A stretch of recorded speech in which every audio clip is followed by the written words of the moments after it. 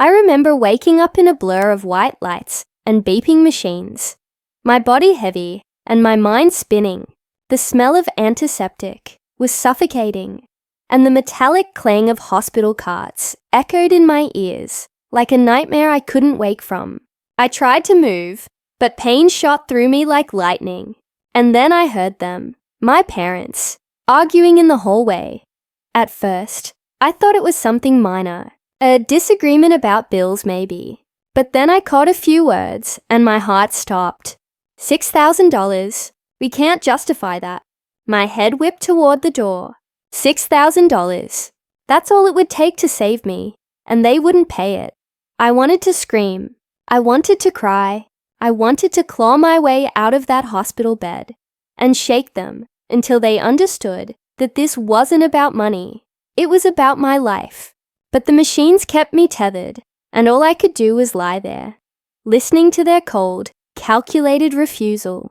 My mother's voice was calm, almost detached, like she was discussing furniture or a vacation.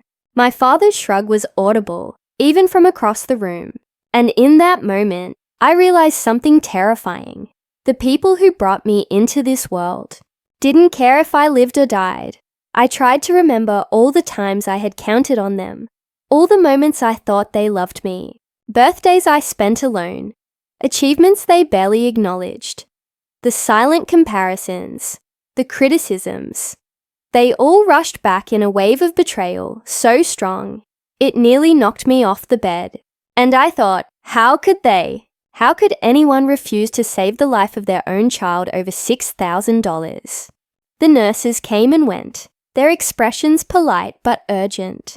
We need authorization for the procedure, one whispered. I barely heard her through the roar of my thoughts.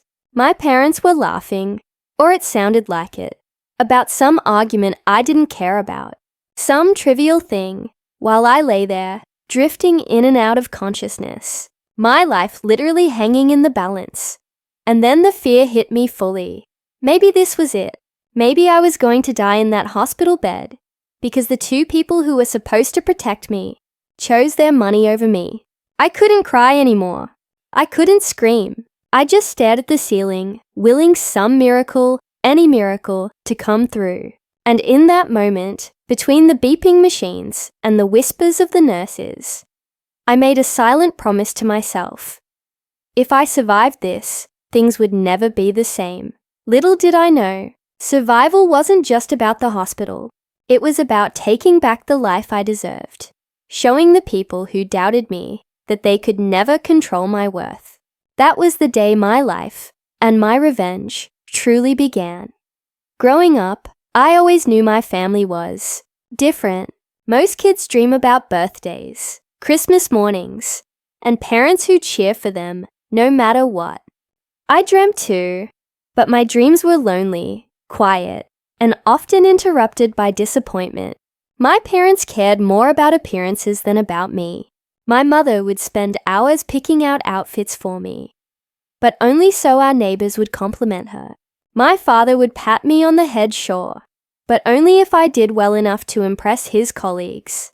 I remember the first time I realized that love in my family came with conditions. I was 8, clutching a handmade birthday card I had poured my heart into. I ran to my parents with a beaming smile, ready for hugs, ready to hear how proud they were. Instead, my mother frowned. "You forgot to get it professionally printed," she said, and my father shook his head, muttering, "Next time, don't waste your time with childish nonsense." I stared at them in silence, holding the card tight. That day, I learned that love in our house had a price, and it wasn't given freely. School was my escape. Books, writing, little victories. I poured everything into my own world because I couldn't rely on theirs. I worked part-time jobs, earned scholarships, and tried to make a life where I could depend only on myself. And yet, I still longed for approval, for the warmth I saw other kids take for granted. But deep down, I knew my parents weren't capable of giving it. Family gatherings were worse. My parents would show off, telling stories that always made them look rich, clever, or important. I'd sit at the table, unnoticed unless I made a mistake. If I said something funny, they'd ignore it.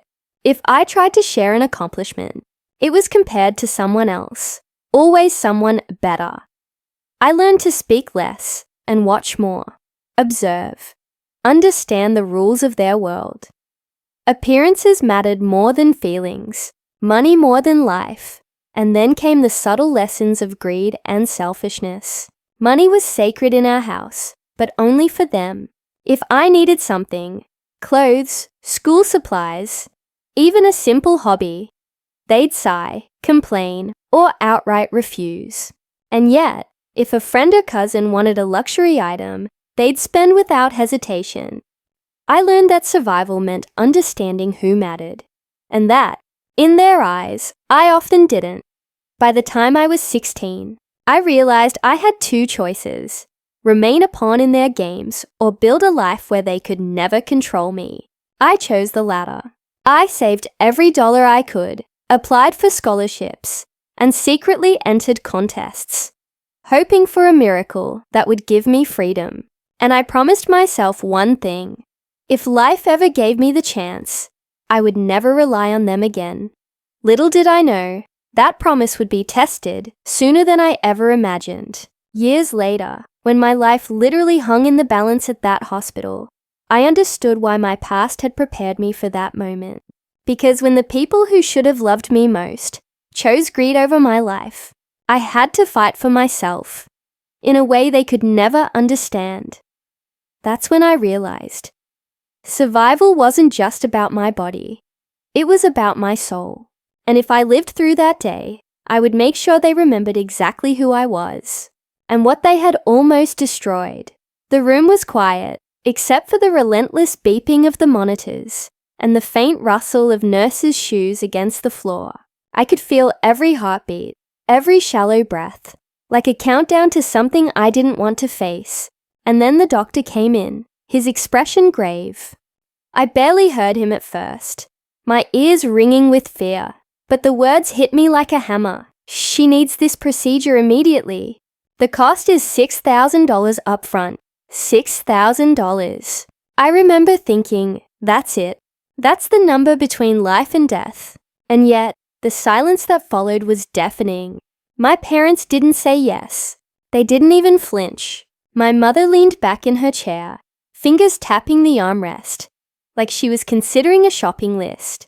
"We can't justify that right now," she said casually, as if she were talking about buying a new sofa. My father shrugged, muttering, "It's too much money for something we might not even need." I stared at them, disbelief washing over me, my vision blurred with tears I refused to let fall. You can't be serious," I whispered, my voice weak, barely audible over the machines. But they were serious, cold, unmoved. The people who had promised to protect me had chosen money over my life. Panic set in. I tried to reason with them, pleading with every ounce of strength I had left. "Please, this is my life. Just $6,000. You can figure it out, anything." But my words bounced off their indifference, like pebbles hitting a stone wall. They weren't hearing me. They weren't hearing anything except their own selfish calculations. And that's when the fear became something sharper. Something more than just fear. Betrayal. I remember looking around the hospital room, at the nurses and the doctors, hoping for a miracle. Some of them tried to intercede, but my parents shut it down. Calls to insurance, loans, even distant relatives were blocked with excuses, lies, and authority. Every option I had, every lifeline, was being cut by the very people I trusted most. My chest tightened, and I felt my body tremble, not just with pain, but with rage and despair. And then I realized something. This wasn't just about the $6,000. It was about every time I had felt invisible, unimportant, and disposable. Every time I had begged for recognition or love and was met with indifference. Every little wound inflicted over the years by parents who had perfected selfishness. All of it had led to this moment: a hospital bed, a life-threatening situation, and parents who would rather argue about money than save their child. I wanted to scream. I wanted to break something, someone, everything. But I was tethered to machines, weak and helpless. I felt my pulse racing, my vision narrowing, and all I could do was lie there and listen to their excuses, their rationalizations, their cold hearts. And that's when a small, dangerous thought formed in my mind. If they wouldn't save me, I would have to save myself. Somehow, one way or another. Little did I know, the universe was listening. It had been conspiring quietly, behind the scenes, while my parents remained blind to what was coming. A twist that would flip everything on its head. A secret I had kept safe, waiting for the moment it could matter most. That moment was about to arrive. Lying in that hospital bed, I felt something shift inside me. Fear was still there, sharp and piercing, but it was joined by determination. A quiet, dangerous determination that had been simmering for years. I realized something crucial. If my parents wouldn't fight for me, if they wouldn't lift a finger to save my life, then I would have to save myself. Calls to distant relatives, blocked. Offers of help from friends, shut down. Every door seemed to slam in my face. And yet, somewhere deep down, a small spark of hope refused to die. I remembered the contest I had entered months ago, something I had joked about with a friend, but never told anyone in my family. The long shot, a dream, something I didn't even allow myself to hope for. But now, in this hospital room, it was the only lifeline I could cling to. I closed my eyes and pictured it. The lottery check, the glittering numbers, the possibility that everything could change. I had no idea if it would work, no idea if luck would ever be on my side. But I had to believe. Survival wasn't just about medicine or money. It was about believing I deserved to live, and knowing I had to fight for it myself. Hours blurred into each other. Nurses moved in and out, checking vitals, offering reassurances I couldn't hear over the pounding of my heart.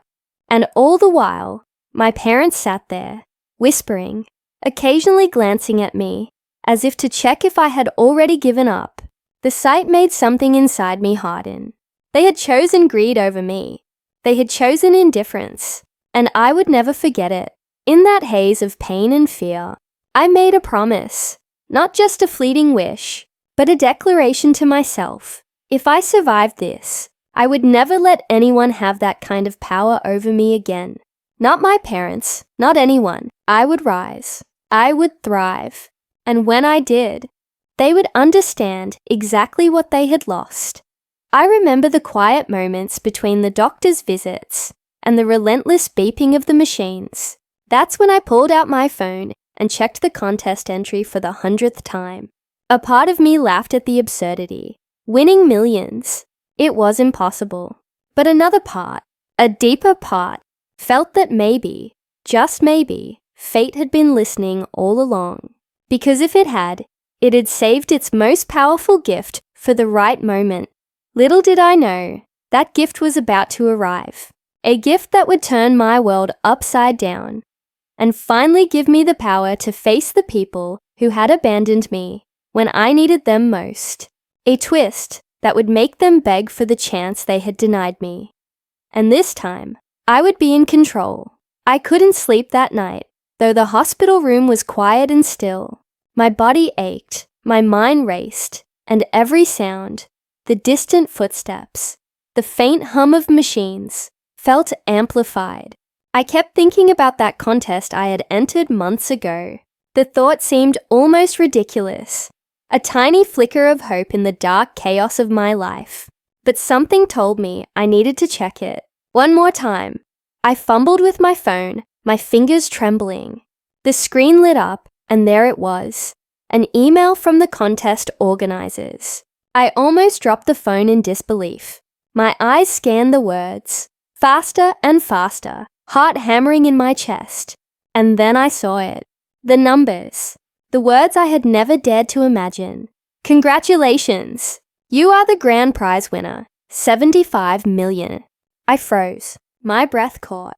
The room spun around me. $75 million. That was more money than I had ever dreamed of. More money than my parents would ever spend in a lifetime. My life, my struggles, my pain. It all suddenly had a lifeline. And for the first time in years, I felt power.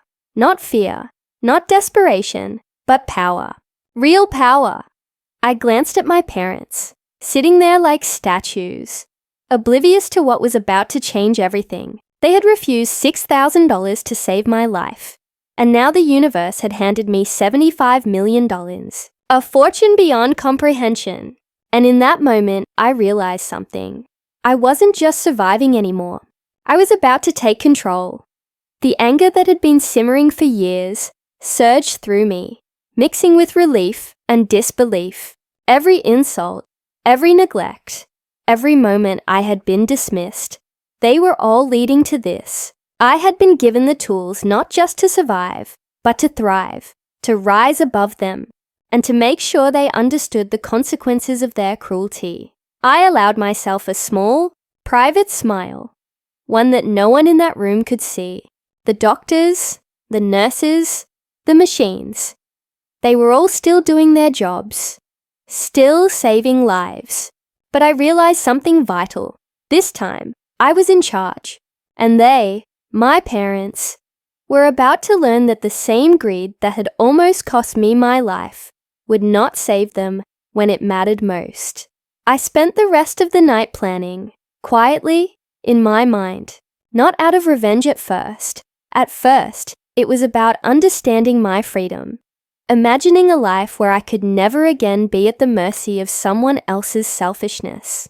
But as I lay there, thinking about my parents' cold, indifferent faces, I felt a spark of something else, the desire to make them feel, even just a fraction, of the helplessness they had forced me to endure. Justice, that's what it was. Sweet, undeniable, inevitable justice. By the time morning came, I had a plan. I wasn't impulsive. I wasn't reckless. I would reclaim my life. And when the time was right, they would see me, not as their child in need, but as a woman who had survived their cruelty and now held all the power. And that's when I realized the truth.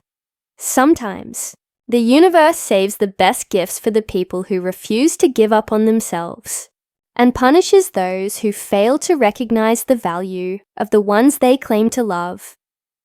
By the time I left the hospital, I was no longer the frightened girl who had begged for $6,000. I was someone entirely different, someone who had stared into the abyss of betrayal and had emerged stronger, smarter, and more determined than ever. But I wasn't going to act impulsively. This wasn't about petty revenge. This was about justice, about showing the people who had abandoned me exactly what it felt like to be powerless. I spent days, then weeks, quietly observing my parents, thinking carefully. They had no idea I had won. They thought I was weak, dependent, still bound by their rules and their whims.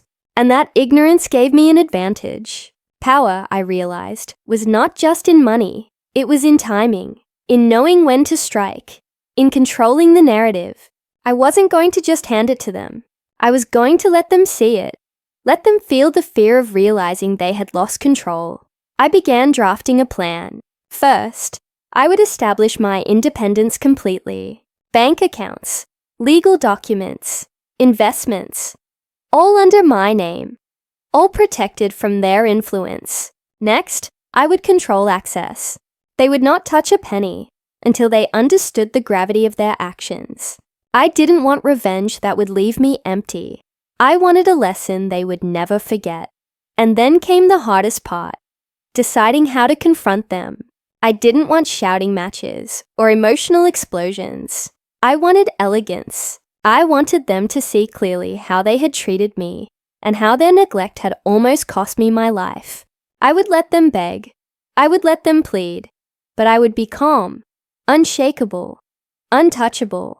I wanted them to feel the helplessness they had forced me to feel that day in the hospital. I also considered the people around them. Relatives, family friends, even neighbors. If they understood what my parents had done, the humiliation would be complete. It wasn't about cruelty. It was about exposing the truth, about making sure their greed and selfishness were visible, undeniable, and irreversible. And while I planned, I nurtured a deeper resolve. This wasn't just about them.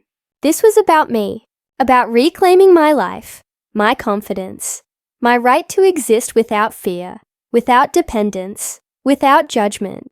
For years, I had been taught that I was disposable, replaceable, not worth their effort. Now, every cent, every decision, every moment of this plan would be about proving them wrong, about proving myself right. I began mapping out the steps in secret: legal protections, investments, public appearances. Subtle hints dropped strategically to make them curious, anxious, even desperate to understand. By the time they realized the truth, I would already be in control of the situation. And when I finally revealed my fortune, my independence, the very life they had refused to fight for, I would be ready. For the first time in my life, I felt an incredible sense of freedom. Not just financial freedom, but emotional and strategic freedom. I had survived their betrayal. I had won. And now, I had the chance to teach them a lesson they would never forget. This wasn't about revenge for revenge's sake. This was about reclaiming the life that had been threatened and making them realize that their selfishness had consequences. And I would do it with precision, patience, and power. The day I decided to act, I woke up with a calm I had never known before. It wasn't the jittery, giddy calm of someone who'd won the lottery. It was the stillness of a hunter who had studied the terrain for months. Every account was set, every legal safeguard in place. My name was on everything. No backdoor, no casual access, no surprise loans my parents could sign for themselves. I was legal, immovable, untouchable. I started small and precise. I didn't storm in waving checks or hurl accusations. That would have been too obvious, and I didn't want emotion to undo the work I'd done. Instead, I fed them curiosity. I began dressing differently, subtly, not flashy. I asked them for nothing, and smiled when they made passive comments about my new confidence. I attended family gatherings with an air of quiet contentment, and they noticed the change. People notice what's new, especially when it is wrapped in silence. Then I called them, not begging, not pleading, only a calm invitation. We should celebrate, I said. There's something I want to tell you both. I could hear my mother brighten through the line. My father cleared his throat, hopeful. Their eagerness was almost pathetic. Years of neglect could be erased by a dinner invitation in their heads. That weakness would be useful. I chose a small private restaurant, neutral ground, soft lighting, a setting that felt intimate, but not flashy. They arrived on time, dressed as if for an occasion they expected to control. They sat across from me, with that familiar smugness, their faces already composing the thank you speeches they imagined I would give them. They thought they still owned my story. I watched them watch me.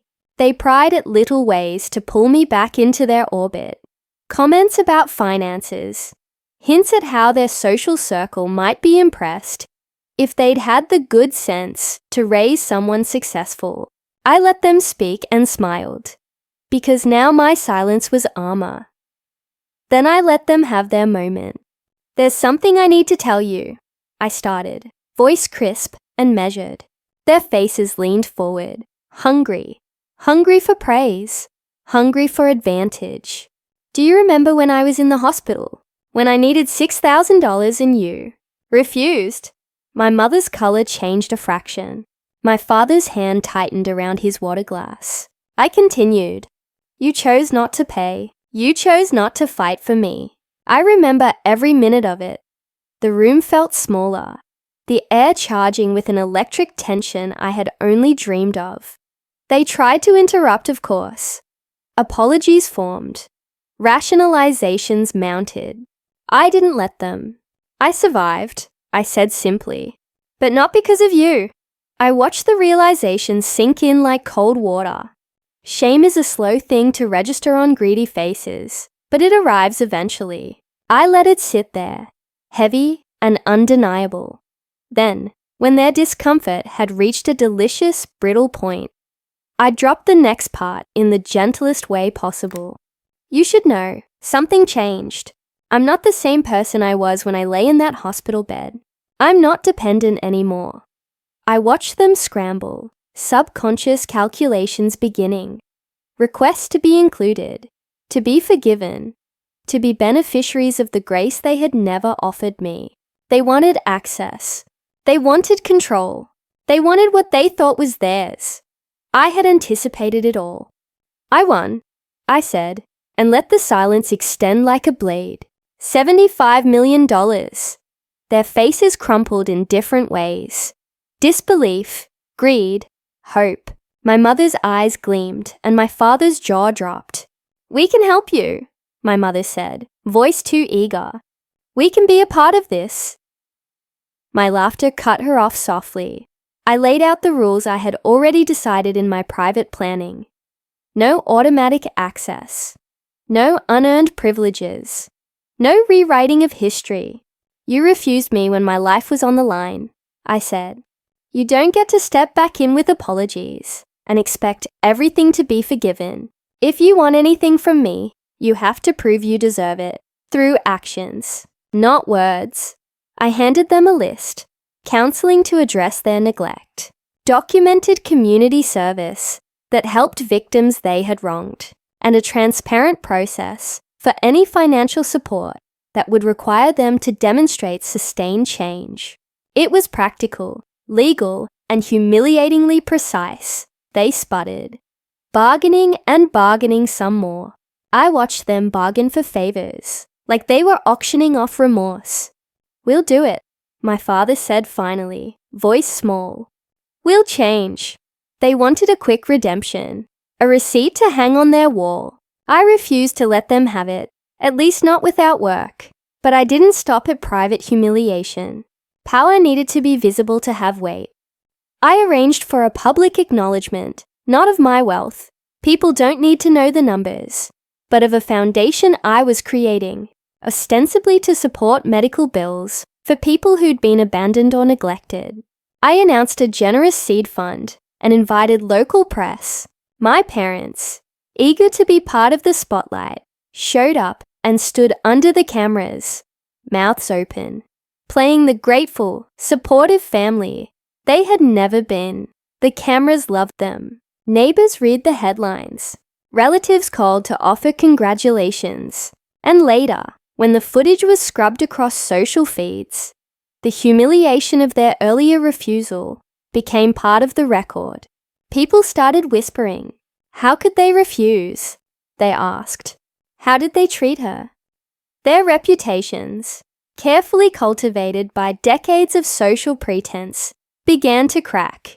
But more than public shame, I used legal precision.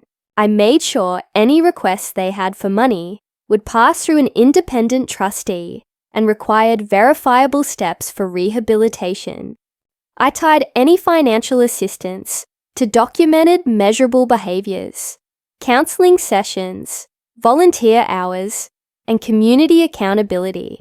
It wasn't cruelty. It was structure. It was justice, tailored to teach responsibility.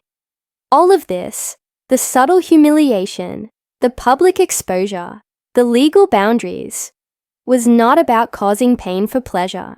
It was about recalibrating the power between us. For years, they had held sway over my life through emotional manipulation and financial gatekeeping. Now, for the first time, I was the one holding the keys. I could choose grace, or I could choose distance. I chose both, grace that required effort, and a distance that protected me from further harm. The first time my mother begged me to release funds without conditions, I watched her from across the desk, steady as a judge. You refused me when I needed $6,000. I said, if you want my help, you will earn it. She left that meeting hollow and furious, but she also left with a list of appointments and community centers to contact. It was a small victory, but it was the beginning of a larger, irrevocable shift. By the time I walked away from that dinner table and the subsequent press conference, I felt lighter. The weight of being at their mercy had dissolved. The power of their approval no longer dictated my worth. I had used my fortune not as a weapon to annihilate them, but as a tool to transform the narrative, from one where they held all the cards to one where I did. Revenge had been executed, not with vindictiveness, but with purpose. And as I stood in the sunlight outside, I realized the most satisfying part wasn't the humiliation or the headlines. It was the knowledge that I had reclaimed myself. I had turned their greed into a lesson, their indifference into accountability, and most importantly, I had proven to myself that I would never again be powerless in my own life. Weeks passed after the initial reveal of my winnings, and with every passing day, I felt lighter. But there was still one final step, a confrontation that would leave no doubt about who was in control. I invited my parents to my apartment, the first time they would truly step into my life on my terms. No hospitals, no debt, no fear, just me, fully in charge. When they arrived, they looked around with familiar judgment in their eyes. Tasteful furniture, walls filled with art I had chosen, rooms that reflected a life built without them. Their whispers and glances were futile attempts to understand a world they had no part in creating. I let them take it in, their faces betraying confusion, envy, and an uneasy curiosity. Perfect. I greeted them calmly, smiling softly. There was no anger, no screaming. That, I knew, would have been too obvious. Instead, I let the silence speak, letting them realize the enormity of the shift. For decades, they had dictated the terms of my life. Now I was setting the rules. You know why I called you here, I said gently, watching them lean forward instinctively. It's time we talk about the past. Their expressions faltered, as if expecting me to beg or plead, but I didn't. I let them sit in the tension, uncomfortable and unsure. I could almost hear the calculations running in their heads. How do we get what we want? But this time I held the upper hand. I recounted, calmly and clearly, the moments that had led to this confrontation. The hospital, the $6,000 they refused to spend, the years of neglect, the dismissive words, the indifference. I didn't shout. I didn't cry. I simply spoke the truth. Each word a carefully placed stone in the foundation of my argument. Their faces shifted, from disbelief to guilt, and then to panic. They wanted to interject, but I raised a hand, stopping them. Listen, I said softly, but with authority.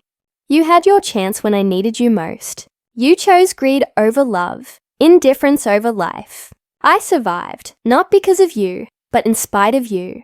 And now, the power dynamic has changed. I am in control, and everything from this point forward will be on my terms. My mother's lips trembled. My father's jaw clenched. They were used to controlling, to commanding, to having authority. But suddenly, all of that had evaporated. They were powerless, and I was deliberate in letting them feel it. Then came the second reveal, the part that truly sealed their humiliation. Do you remember the contest I entered months ago? The one you never took seriously? I let my words hang in the air. I won. $75 million. My life is mine now, not yours. Any attempt to manipulate, control, or influence me without merit will fail. I could see it. The shift in their posture. The flicker of panic behind their eyes. We can help, my mother stammered, her voice small, desperate. We just want what's best. I smiled, cold but composed. If you want anything from me, you will earn it. No shortcuts, no excuses, no empty promises. I laid out the terms I had already prepared. Legal oversight, accountability for every dollar requested, documented actions to show remorse and change, and a public record that would ensure their previous neglect was never forgotten. Every demand was fair, precise, and inescapable. Every demand reminded them of the life they had almost cost me, the power they had tried to wield over me, and the consequences of their selfishness. They pleaded, bargained, and begged. But this time I didn't flinch. I didn't waver. I wasn't the helpless child on a hospital bed anymore. I was the woman who had survived betrayal, seized control, and now held the ultimate authority over the very people who had tried to destroy her. Their desperation was palpable, but it changed nothing. The rules were set, the boundaries unbreakable, and the lesson clear. Finally, after what felt like hours, they left, hollow, frustrated, humbled, but alive. And that was enough. Not revenge for revenge's sake, not petty cruelty, but justice, accountability, and the sweet satisfaction of knowing that I had taken back my life in a way they could never undermine. The power had shifted, and I had emerged victorious. For the first time, I felt complete, free, strong, and I realized the truth. Surviving was not just about staying alive. It was about reclaiming yourself and showing the people who doubted you that you are unbreakable. Weeks turned into months, and life settled into a rhythm I had never known before. I woke up every morning in a home that was truly mine, surrounded by things I had chosen, filled with the freedom to live as I pleased. The weight of fear, of dependence, of uncertainty had dissolved completely. I was finally in control of my life, and it felt exhilarating. My parents' presence became peripheral, not because I wanted to punish them further, but because I no longer needed them. Their attempts to insert themselves into my life were met with calm boundaries, legal protections, and most importantly, my unwavering confidence. I was untouchable, not in arrogance, but in strength. The girl who had begged for $6,000 in a hospital bed was gone. The woman who had survived betrayal, seized her fortune, and reclaimed her life had emerged, powerful and unafraid. I surrounded myself with people who valued me for who I was, not what I could provide or what my family name suggested. Friends, mentors, and partners. People who recognized loyalty, love, and integrity filled the spaces my parents had left empty. And slowly, I realized that happiness wasn't tied to money, or revenge, or even proving a point. It was tied to freedom, self-respect, and choosing who truly mattered in my life. I also dedicated part of my fortune to causes that mattered deeply to me: medical funds for neglected children, scholarships for young people who had been abandoned or dismissed, and support networks for families broken by neglect or abuse. The irony wasn't lost on me. The very system that had once failed me could now benefit countless others, all because I refused to let my parents' greed define my fate. As for my parents, I let them exist in their own reality. They learned their lessons, painfully and publicly, but I no longer carried anger. I observed from a distance, detached but compassionate, recognizing that they were trapped by the patterns of their own making. I had given them boundaries, accountability, and opportunity, but the control had shifted entirely, and that was enough. The greatest victory, I realized, wasn't financial. It was emotional. I no longer needed validation from people who had refused to see my worth. I no longer trembled at their decisions, nor lived in fear of their indifference. I had survived the ultimate betrayal and emerged stronger, wiser, and entirely untethered. Sometimes, I think back to that hospital bed, the fear, the desperation, the knowledge that my life depended on people who didn't care, and I smile, not bitterly, not with resentment, but with the quiet satisfaction of knowing that I didn't just survive. I thrived. I reclaimed my life, and I did it on my own terms. In the end, the lesson is simple. Blood doesn't guarantee love, money doesn't guarantee loyalty, and people who refuse to fight for you when it matters will never define your worth. You do, and once you understand that, nothing and no one can hold you back. So here I am, years later, telling you my story. The little girl who begged for $6,000 in a hospital bed is gone.